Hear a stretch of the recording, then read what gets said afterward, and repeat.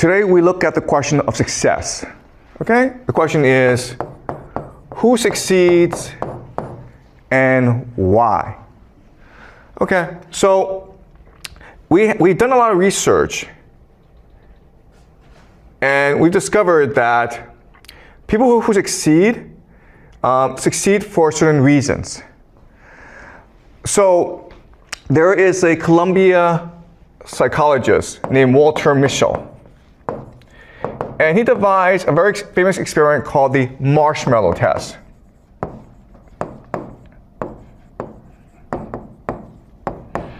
In the marshmallow test, it's very, very easy, okay? So imagine a room, and I invite a 4-year-old or a 5-year-old to come into this room and have a conversation with him or her.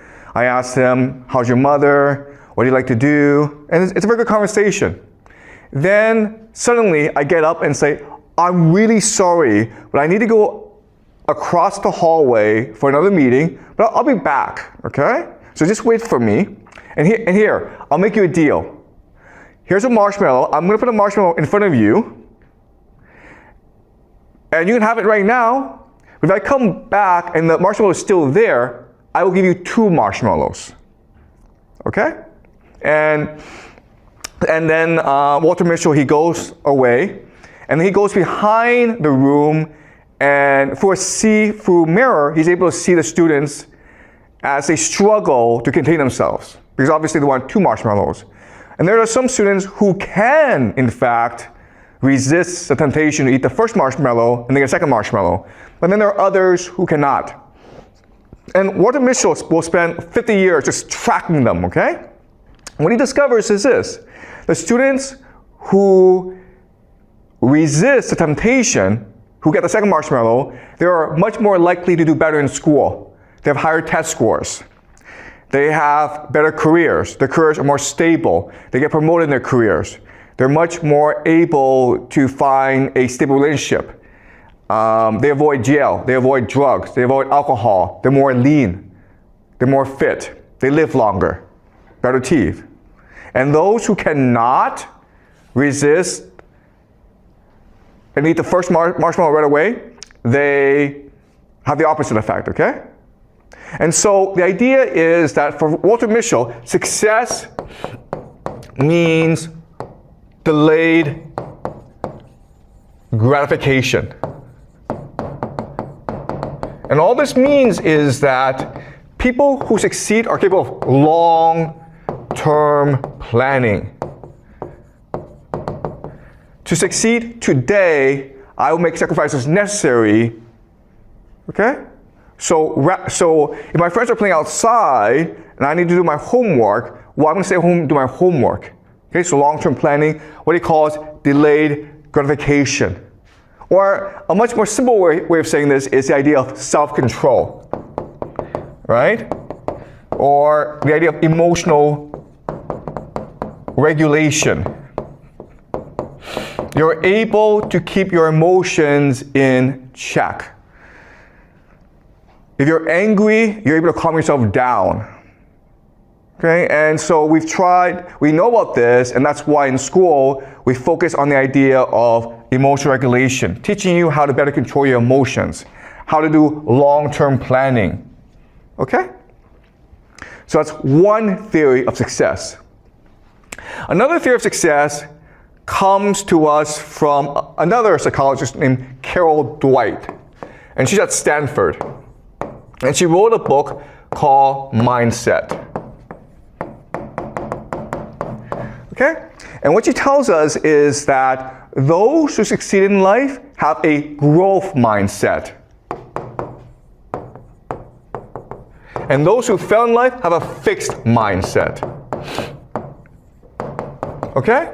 And it's not hard, okay? The idea is resilience. Those who have a growth mindset, if they fall or they fail, they say to themselves, this is an opportunity for me to learn. So I'm going to think about what I did wrong. Next time, I'll do better. And a fixed mindset are people who cannot accept the idea of failure, who think that it's because they're not capable of improving, and therefore they give up. Okay? So those with a growth mindset, if they fail, they try harder. Those with a fixed mindset, if they fail, they just give up. And so the idea of resilience, okay? Pretty simple, right? And the third idea of success comes to us from K. Anders Ericsson, who is a Swedish psychologist. And she wants to know why certain people are able to succeed as musicians or athletes. And he creates the idea of deliberate practice.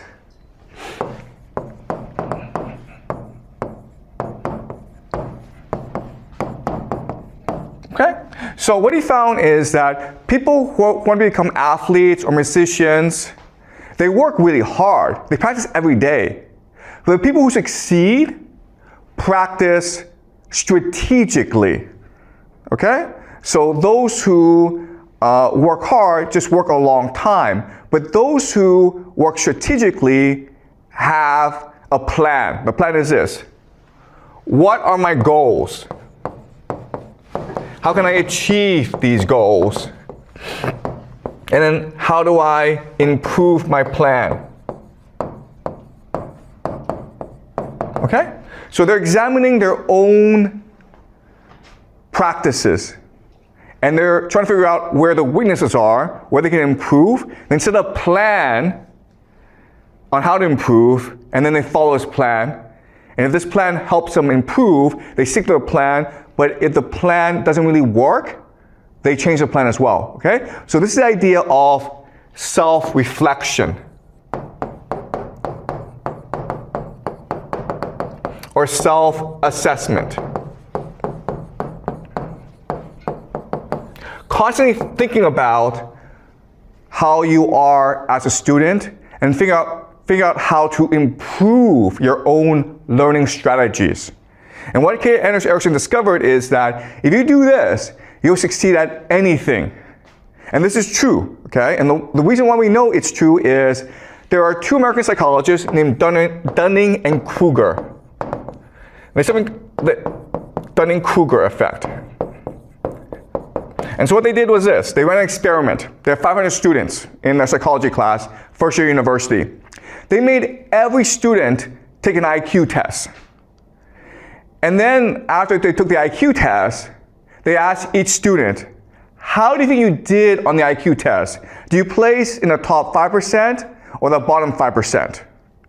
And it turns out that no one got the ranking correct.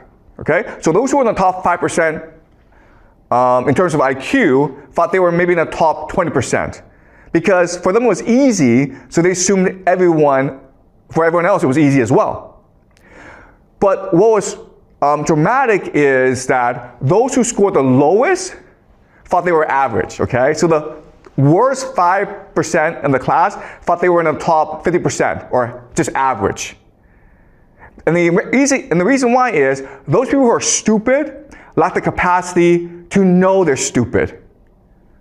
Okay? So what Dunning-Kruger discovered is that the hardest part of being a student is to assess yourself properly, to know exactly where you stand and how to improve. Those who are stupid are often the most confident in the world. That's what's called the Dunning-Kruger effect. And this helps us explain why the world is why it is. Because often the people in power are stupid. They don't know they're stupid. They're overconfident. And they do stupid things like Donald Trump, okay? All right? All right, so now we have these three theories, right? We have self-control, we have resilience, and we have self-assessment. And so as educators, as schools, what we can do is devise strategies and curriculum to help students all succeed, correct, right? The problem is that when we actually try this, it doesn't work. Okay? If you take a bad student and you teach him self-control, resilience, and self-assessment, the student doesn't actually get better. The reason why is, okay, and this is a very important idea for you guys to remember, is that correlation does not equal causation. Okay? You guys need to remember this. Just because things are correlated does not mean they cause each other. So I'll give you an example. We know that successful people, they get up early in the morning. Okay? They get up at 4 o'clock in the morning. But just because you get up at 4 o'clock in the morning does not mean you succeed. Okay? Just because you work hard, just because you're resilient, just because you have growth mindset does not mean you'll succeed. But if you're successful, you'll get up early in the morning because you are more motivated.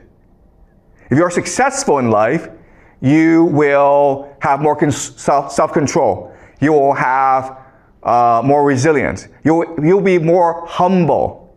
Okay, does that make sense? So if you're rich, guess what happens?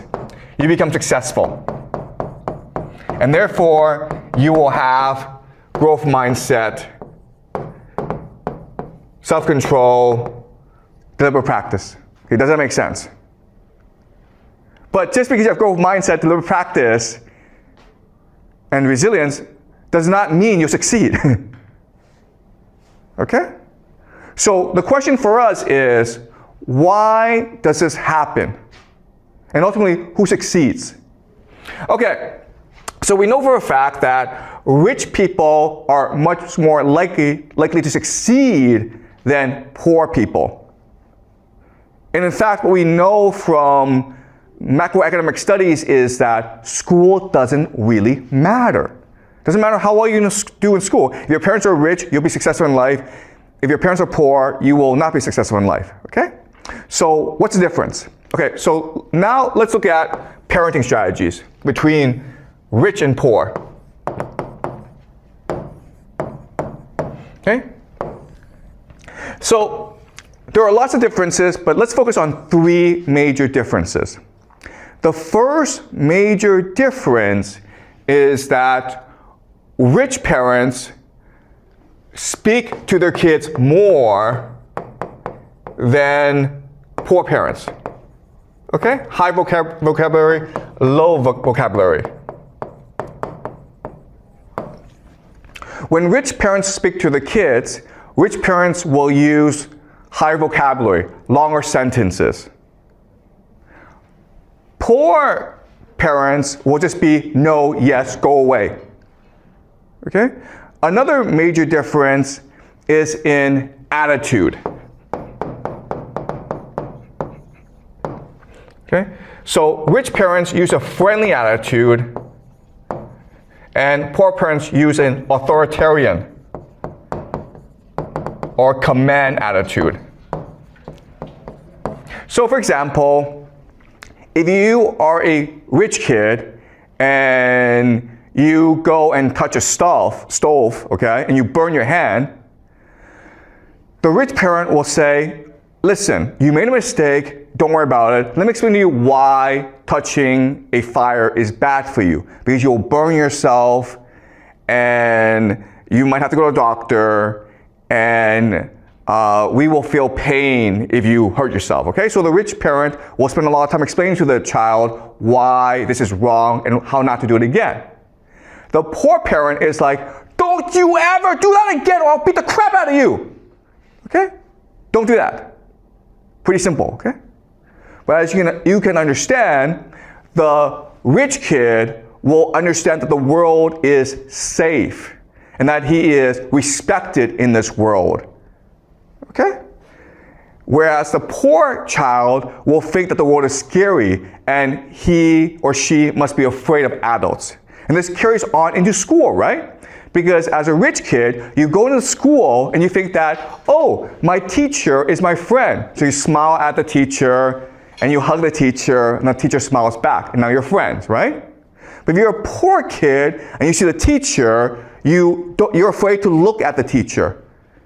You don't smile. You are stressed, okay? And the teacher thinks that you might be a problem child. So the problem with this is that, yes, being an authoritarian parent, it is effective, but it creates stress in the family. Okay? It makes the child feel unsafe. And this leads to the third major difference between rich parents and poor parents. Rich parents offer stability. Okay? Poor parents can only offer volatility. This is a very simple idea. Rich parents have money so they can afford to keep promises.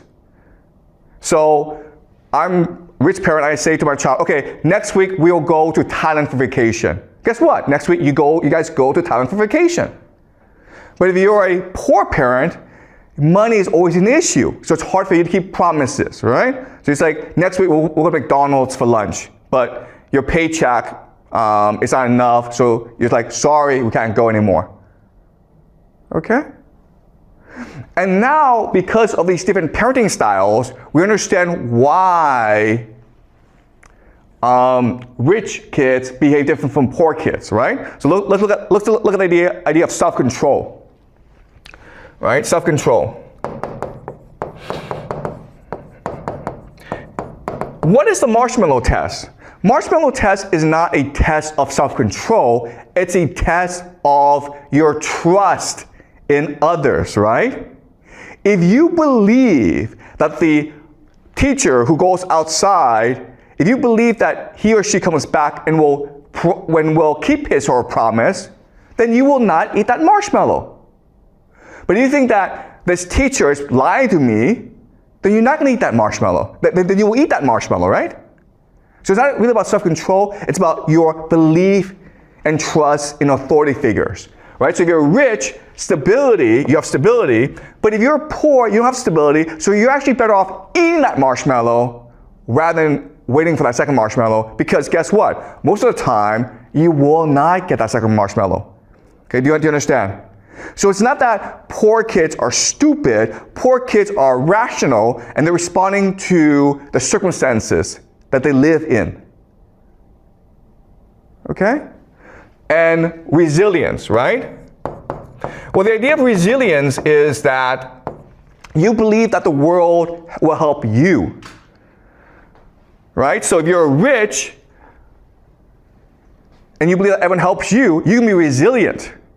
Because if you fail, someone will help you get up. If you're poor, if you fail, that probably tells you you shouldn't be doing this. Okay? You probably won't succeed doing this. So you don't have much confidence in others. Okay? And the idea of self-assessment, right? Looking inward. Well, if you're a poor child who lives under a lot of stress, it's hard for you to be self-reflective. Because if you look back at yourself, all you can think about is your pain and your stress. Okay? So from these different parenting strategies, we can now explain why different students behave the way they do. This, of course, may lead you to think, okay, well then, rather than construct our schools around self-control, resilience, and self-reflection, we should construct our schools around better parenting skills, okay? Which means that, hey, let's construct schools where kids are exposed to a lot of vocabulary, where teachers are friendly, and where there's a lot of stability, okay? And we've tried this, and it's more effective, but it doesn't really work either. Why? Because the kids come in too late. A lot of their worldview is already established. Then you're like, okay, well then let's change how parents behave. And when you do that, what you recognize is that, nope, you can't change how they behave either. Okay? So no matter what you do, you end up with massive differences between the poor and the rich. The rich stay rich and the poor stay poor. Okay, so now the question for us is, why is this the case? Okay? And it's the case because society is a hierarchy.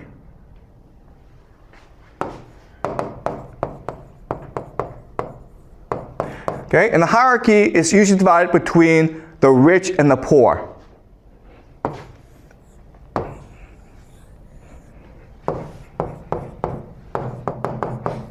Okay? And these two worlds are night and day. They're very, very different. As a poor person, if you want to survive, you have to obey authority.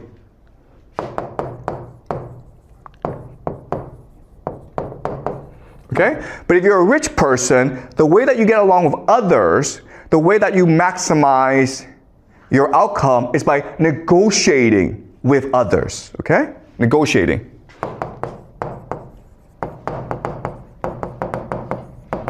Okay? So negotiating can also mean debate, right? So who should be the boss? Well, let's have a debate and present different evidence as to figure out who should be the boss. Okay? So negotiation means debate and argument. So this helps us understand why different parents parent their child differently. If you're a poor parent, your responsibility is to make sure that your child knows how to obey authority. Okay? That's why you command your child. But if you are a rich parent, you want your child to be able to negotiate with authority, and that's why you respect your child and you teach your child how to debate, how to argue, how to negotiate with others. Okay? Because they live in different worlds. Another way of saying this is that from day one, rich kids know that they're playing a different game from poor kids. Okay? So let's go back and look at parents. Okay? So poor parents command their child, don't really speak, don't communicate, and don't keep promises, okay?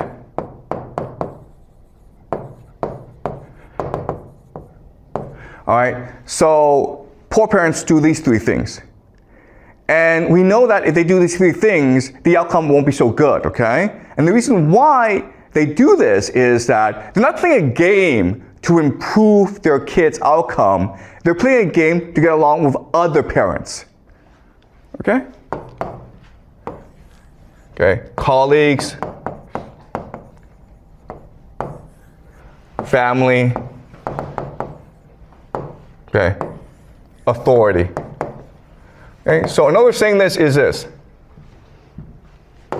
police, boss, okay, family, okay?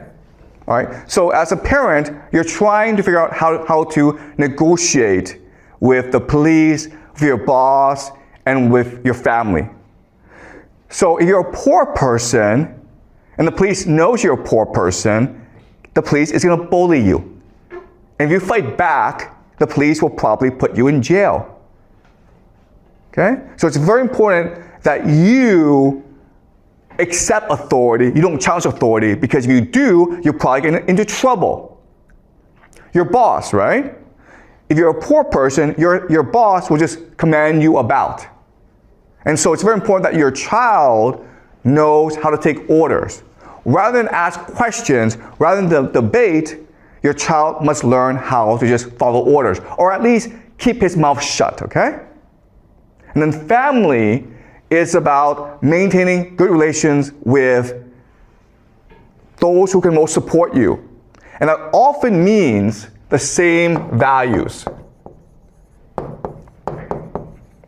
Okay? So if your family members or your friends, if they are parenting their child in this manner, you're also going to copy them, okay? Imitation. All right? And for a poor person, this is the optimal strategy of how to parent.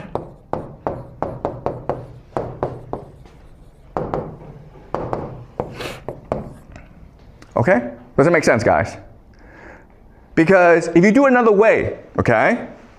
If you choose to be a friend to your child, if you choose to communicate, if you choose to keep your promises, then your friends and your family will think that you're doing something wrong. You understand? They won't think, oh my God, you are an enlightened parent who's read a lot of parenting books and great for you. They're gonna think there's something wrong with you, okay? So let me give you an example of this. So, my wife and I have 3 kids, okay? My parenting style. So my wife and I have 3 kids. And this is how we parent our kid, okay? First of all, we give our child a lot of freedom. So we don't have our kids do activities, okay? We don't have our kids do lots of activities.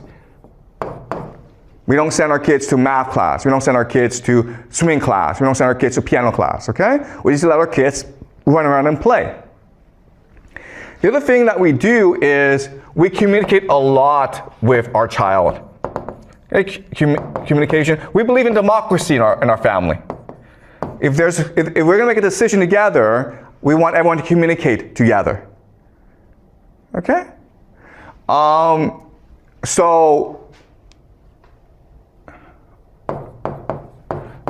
normal Chinese family will just have a very tight schedule, right? And the other thing that we do that's different is we tell stories. The other Chinese families will do math, okay? So we raise our children in a way that's very different from normal Chinese families, from the way that you've been raised, okay? And we do this because both my wife and I, we spend a lot of time talking about parenting. I've read a lot of books about parenting. I've spent many decades researching the best education possible. And so that's why we raise our children in this way. And guess what? Because we do this, we have no friends in China. We have family, but they all think we're crazy. Okay? But we do this because for us, what's most important is to make sure that our children are happy and healthy, and that they have a chance to be creative and be successful in life. Because I think that if you do it this way, the child will not be creative, will not be successful. But if you do it this way, your child will fit into China better. Okay? So, parenting, the goal, the incentive is not for your child to succeed, the incentive is for your child to fit into China or the larger social environment that you are in. Okay? And that's why it's very hard to change the way people behave. And that's why social structures are extremely rigid, because the game they're playing is often just to fit into their environment. Okay, does that make sense, guys? Okay, any questions before I move on? Yep. Thanks. So for poor families, is there any way for the poor kids to succeed, to be the rich parent you described in the future? Yeah. Okay, that's a really good question, okay? So we know that there are certain poor kids who do succeed. For example, I'm a poor kid who succeeded. We immigrated to Toronto, Canada when I was like 6 years old, and my father was a dishwasher. So we were a very poor family, okay? But I succeeded because I left Canada for the United States. So Canada is a very rigid place where poor people basically move up a bit, but not too far. But I was able to succeed because I was able to get a scholarship to go study in the United States. Okay, so there are opportunities. The problem, though, is that it means leaving your community. Okay, does that make sense? So one way to succeed is to abandon your community.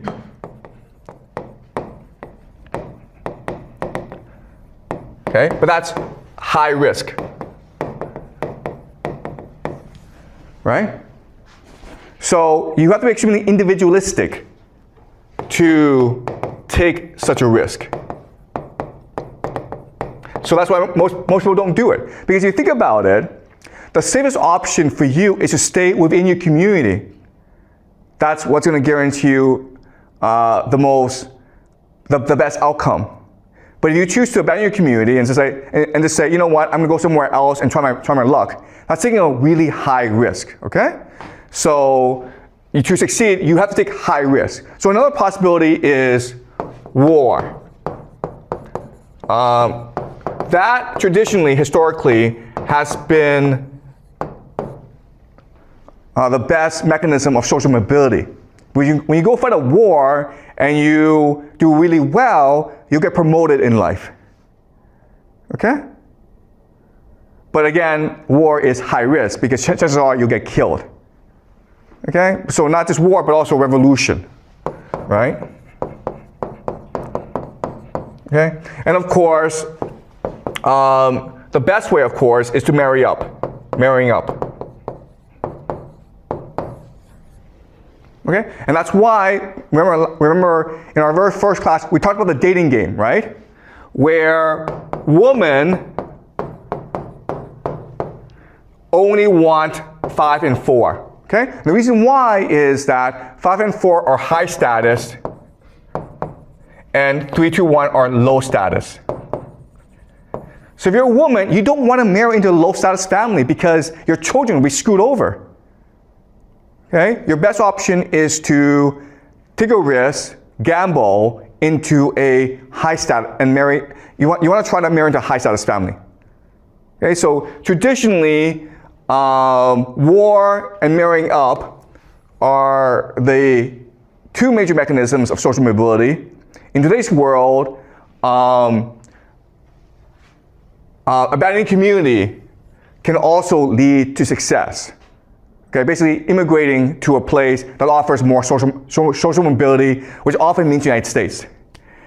Okay, but another way of saying this is you have to get really lucky, guys. Okay, so there's lots of poor people who think that, you know, I succeeded because I worked hard and I'm really talented. Look, I was born poor, I lucked into Yale. Okay, it's luck. You can work as hard as you want, but the chances are against you. Okay? And it takes a certain personality, which is you're really individualistic, you're very ambitious, and you have high risk tolerance. Most people don't have that, okay? So yes, there are certain people who, despite their background, they're able to succeed. But that's often the exception to the rule, as opposed to the rule itself. Okay, so thank you. Is this clear? Yeah. Okay, any more questions, guys, before I move on? Okay.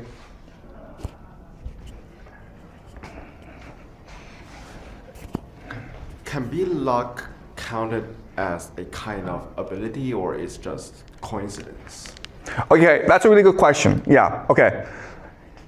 Yep. So, you're absolutely right, okay? So, luck is a form of strategy. Okay? Strategy. And all this is saying is that you are trying to position yourself in a place that allows you to get lucky. Okay? So I left Canada and I went to the United States because I knew that in Canada, it doesn't matter how hard you work, no one cares. But in the United States, if you work really hard, then you might get lucky and you might meet someone who's like, wow, you're a really hard worker, I want to promote you. Okay? So you're right in that, yes, you can strategize and increase your luck, but it's still luck. All right? And those who succeed are able to think strategically and far ahead and position themselves in a way that allows them to get lucky. Okay? And they often have the characteristics that we talked about, you know, like self-control, resilience, and the ability to look inward and better understand what you're good at. Okay? So it takes a combination of factors. But the point I'm trying to make is that these people are only a minority, okay? 1% of the population, really. Okay? And they still depend on luck. Any more questions before I move on? Okay, so this leads us to a question, which is, okay, well, the way that I frame everything, okay, you have poor and you have rich. And as discussed, they live in their own worlds, and they don't really connect with each other. They have different parenting strategies, they have different outlooks. The rich stay with themselves, the poor stay amongst themselves. So this looks like a very stable system, right? Stability. Or the word we can use is equilibrium.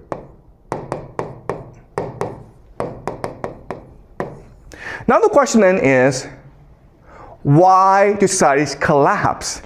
Why are there revolutions? Why are there social changes? This looks like a system of equilibrium where, because of parenting, people know their place and people know how to best strategize about maintaining their place. So why is there social change? And the reason why is that this system has problems and it's stable, but the main problem is this system, okay? It's the rich that's problematic. And the reason why is that the rich are taught from day one to negotiate a better outcome. Okay, so another way of saying this is that the poor is like minimum outcome. Okay? The rich want the maximum outcome. The poor are like, you know what, if I'm alive, if I have a decent job, I'm okay. But the rich are like, no, I need to be the top dog. I need to improve my lot in society, otherwise what's the point of my life? Okay, so they have high expectations, okay? High expectations, low expectations. Okay? And this is a problem because power, it's a zero-sum game. Okay? Hierarchy is a zero-sum game. So only a few people can be at the top. So eventually you get into a situation where there are too many rich people and not enough powerful positions. And this is what's called elite overproduction.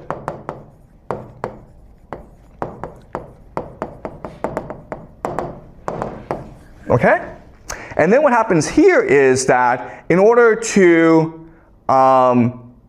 get power, certain factions of the rich will align with certain factions of the poor against the powers that be.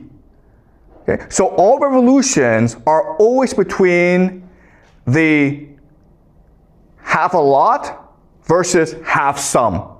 It's never between rich and poor. It's always between half a lot and half some. So the people who led the Chinese Revolution, right? People like Mao Zedong, Zhou Enlai, Deng Xiaoping, they were not poor people. They didn't come from poor families. But they weren't rich enough, okay? So the Chinese Revolution was really between the urban elite versus the rural elite. Okay, the half a lot versus half some. If you look at every revolution in human history, that's always been the case. Okay?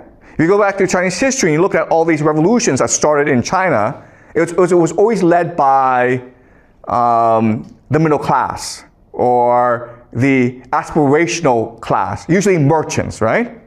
Merchants. Because they were discriminated heavily in society, but they had money. And they wanted to transform their money into power. And so when times were bad, when people were looking for change, they took the initiative and led people into revolution. Okay? Okay, does it make sense, guys? All right, any questions?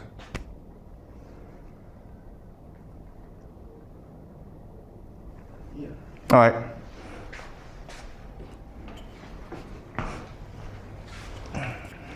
So you said the revolution was initially like with in those rich people. So how could they lead the poor people to follow them to start the revolution? Because revolution need a huge amount of people, like the public face to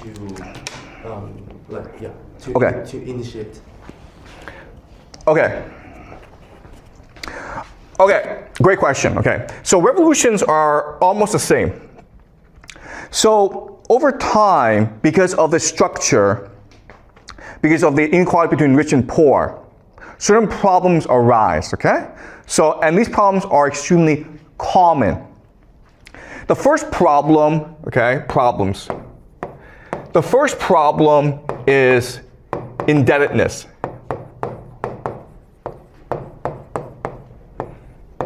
Because the rich have a monopoly over wealth, for the poor to survive, they need to borrow money. But over time, because of interest rates, the poor find themselves in slavery. Okay? Because if you can't afford to pay back the bank or the rich person, then your body is collateral, okay? So you become a slave, but not only do you become a slave, but your children become slaves as well. So slavery becomes a very common problem. And then the third issue, of course, is landlessness. Okay? So these are the three most common problems that ultimately become the seeds of revolution. The poor get into debt, and so they lose their land, and their children become slaves. Their children's children become slaves as well. Okay? Because of interest rates, it's impossible for you to pay back that debt. Okay? So now you have a majority of people who have absolutely no incentive to live. So what happens now is that a elite, okay, say to these people, follow me into revolution and I will clear your debts. I will give you land and I will end slavery. And that's it. Okay? Every single revolution has been like this. There have been different names, okay? So for example, communists are like, we'll create a communist paradise. But what's a communist paradise? A communist paradise is where debt is canceled, where people are given land, and where no one's a slave, okay? Then others like, okay, we'll create a religious paradise. Islam, okay, so Muhammad, the Islamic Revolution was about this initially. Later on it changed, right? And Muhammad said to everyone, we're going to create a kingdom of heaven. But what's the kingdom of heaven? The kingdom of heaven is where people don't have debt, where people have land to feed themselves, and where there are no slaves. So if you're a Muslim, you can never be a slave. Okay? So look at every single revolution, it's this pattern. Whereas over time, because of inequality in society, you have people who fall into too much debt, they become slaves, they have no land, and then because of elite overproduction, you have this faction that splinters off, and who, in order to obtain power, get the people on their side, okay? And you look at the Roman Civil War, Julius Caesar was saying the same thing, right? Why was he so popular? Because he was saying to the Roman people, if I become king, I will get rid of your debt, I will free you of slavery, and I will give you land. And that's why they had to kill him, okay? Why is Donald Trump so popular in America right now? Same thing, man. Where Americans are in debt to their credit cards, student loans, their houses, and so they believe that Donald Trump were to come to power, if he were to become king, what's the first thing that king does? What the first thing that king always does is cancel all debts. Because if you cancel all debts, who loses power? It's the rich who lose power. And it's the rich who are almost dangerous to a king. Okay? Does that make sense? Okay? So again, this is a very similar pattern in human history. It's all game theory, okay? Any more questions, guys? Okay, ask one more question, then we'll break, okay? Is this clear to you guys? Okay. So another way of understanding this is that according to game theory, individuals don't really matter. Okay, you have to look at large groups, you have to look at large social trends. Okay, you cannot really change the outcome for certain groups of people like poor kids unless you look at the overall structure in which they live. Okay. One more question, guys, then we'll break for the day.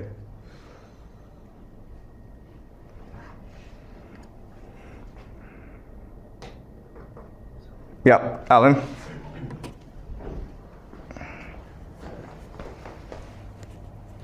So like, is that the society or like just the elite that really rule the country, who really have the power, have the motivations to maintain the society, that a certain degree of social mobility is allowed, but not all of them, but not really a big social mobility, so that firstly they can maintain their power, but second, like they give their lower class people a hope to get into the rich class, but not using like revolutions or other things that will like turn the society into collapse.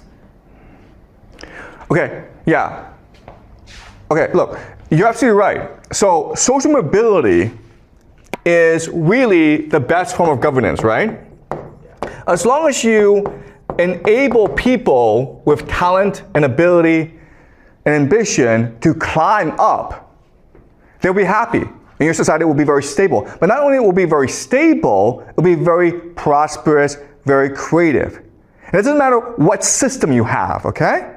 So the example is, okay, America in the 1950s was a democracy and there's a lot of social mobility. And so people worked really hard, and America became very wealthy.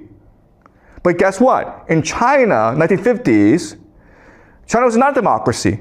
It was a communist system. But in the 1950s, people worked really hard as well. Why? Because China was destroyed after decades of war, and there were lots of opportunities for social mobility. If you worked hard, you got promoted very quickly in the system. So even though it was a communist system, not a capitalist system, even though it was a command economy rather than democracy, people worked really hard because they thought that by working hard, they can improve their lives. So social mobility is the best form of governance. You don't need democracy, you don't need any system, okay? As long as you have social mobility, people will be happy. The problem, though, is that over time, less than a generation, all the positions of power are failed, okay? So the people with talent who made the country great, who made the country wealthy, when they get into power, they don't want people like them to replace them. They want their children to replace them, okay? And over time, these children are a lot. So what happens is at the very top, all the positions are filled. And there's a waiting list as well. So if you are a poor person who works hard, really talented, unfortunately, all those positions at the top are filled already. And there's also a waiting list, so too bad. Okay? And again, if you just look at Chinese history, right? Look at Chinese history, where at the beginning of the dynasty, you had all these talented people take the civil entrance examination, the Keju, and these are really top people. But then what happens is that they have children and they teach their children how to do on the Keju, and then eventually they're like, you know what, we'll just cheat. So they corrupt the Keju, and then eventually like, you know what, screw this. Whoever can pay to pass the Keju will pass the Keju. And then all the positions at the very top are filled. There's no more social mobility. So what do people do? They engage in revolution, right? So you look at Hong Xiu-chuan, right? He failed the Keju, or there was no position at the top for him. So he believed he became the brother of Jesus, right? And he started this revolution that claimed tens of millions of lives in China. Why? Because there was no social mobility for him. 50 years ago, prior, he would have been a civil servant. Same thing for Mao Zedong, right? By the time that Mao Zedong became a university student, the Keju had been eliminated. So there's no way for him to climb the ladder anymore. Therefore, he had to start engaging in new ideas. Okay? So you're absolutely right in that social mobility is the best way to maintain social harmony, but people have children, and they want their children to succeed, and they will arrange a system in a way that only their children can succeed, which screws over every other children, everyone else, and so they have no choice but to overthrow the system, okay? Or another way of saying this is game reset. Game reset. This is what a revolution is, okay? So another way of saying this is that 100 people are playing a game, 10 people are winning, and they keep on winning, and they can only win. So everyone else is like, screw this game, let's start a new game. And the 10 people are like, nope, we're happy playing this game. They can't agree, so the 90 people can the only thing they can do is a revolution, which allows for game reset, which now again allows for social mobility. And that is the course of human history. Okay? Either you climb up the ladder. If they don't allow you to climb up the ladder, then you just break the game. Okay? So, but unfortunately, again, once you're in power, you want your children to inherit your power. And so you will rig the game in a way that only your children can succeed. Okay? And that's why the schools are the way they are. Okay? Schools for the rich are very different from schools for the poor, right? Schools for the rich, there's a lot of freedom, there's a lot of creativity, the teachers are very good. You go to poor schools and it's the complete opposite. And the reason why is the system is set up to make sure that certain people succeed and everyone else fails. Okay? Does that make sense, Alan? Okay, great. Any more questions, guys? All right, good. I'll see you guys next class, okay?